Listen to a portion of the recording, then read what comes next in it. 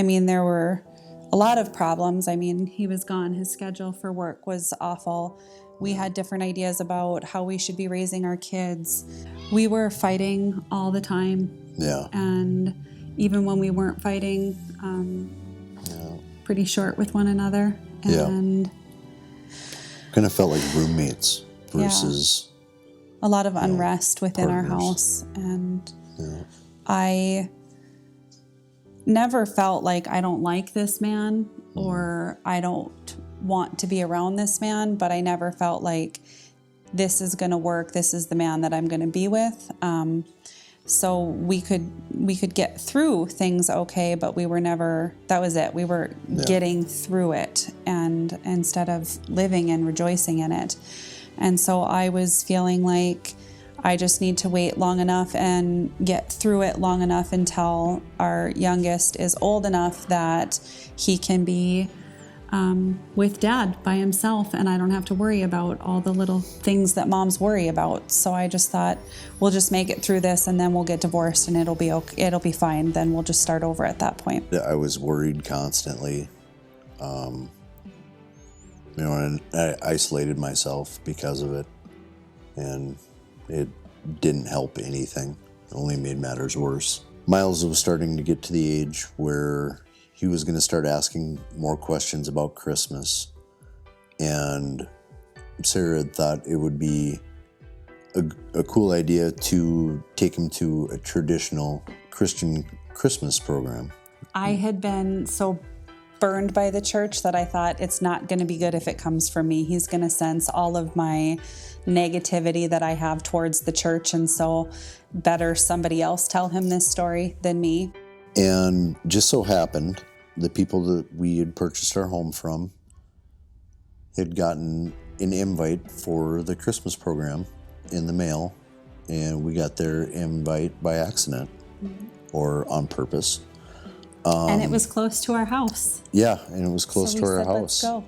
Yeah. Right afterwards, I was really surprised. I came from a more traditional church background, and it was unlike anything I had experienced.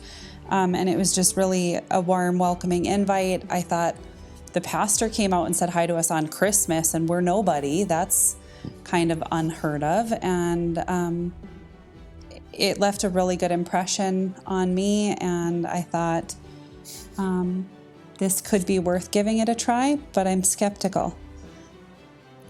And so I watched, 8 to 10 hours worth of sermons that were posted online because I wanted to prove that the pastor was going to obviously put his foot in his mouth and tell me which political affiliation I should have or which group of people I shouldn't like. And he didn't. So I thought, okay, we have to go back. Plus it's Pajama Sunday. So no big deal. And it's been 3 years later. 3.5 years. And yeah. Well, then we started out with fundamentals.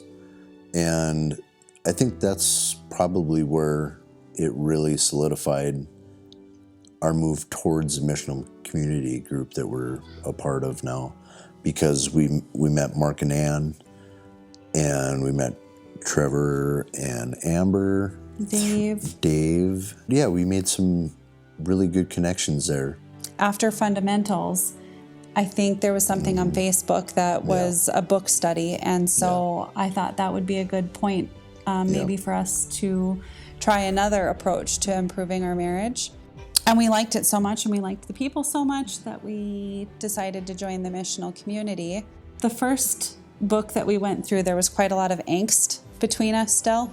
I think they could definitely feel it. I definitely am not the type of person to withhold a whole lot that's on my mind. So as we were working through this book, they got to hear it. They got to hear the good, the bad, the ugly, everything about our marriage. And I never felt like I was being judged. I never felt like he was being judged, most importantly, as I was talking about issues that I was perceiving in our marriage.